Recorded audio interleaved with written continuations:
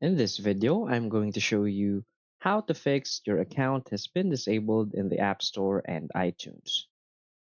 So please watch the video until the end and follow this tutorial step by step to avoid making mistakes. So let's get started. So if you can't access the App Store or the iTunes, or you can't download such apps in App Store or iTunes because your account has been disabled, so what we can do is simply go to our phone settings. Now we want to go to our account.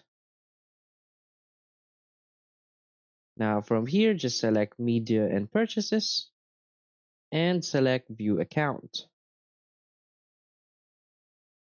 So what we want to do is to check our billing address and make sure that all of the information there is correct.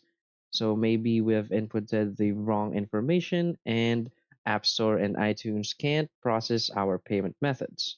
So let's just select Manage Payments. So in my case, I haven't added one. So if in your case you've added one, just select all of the information, just check all of it and make sure that that is correct. So if it still doesn't work for you, what you want to do is to just simply remove the payment method and simply add it back again.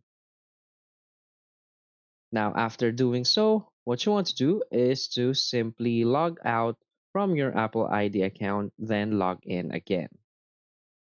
So hopefully that fixes your problem. So if you find this video helpful, please hit like and subscribe. Thanks.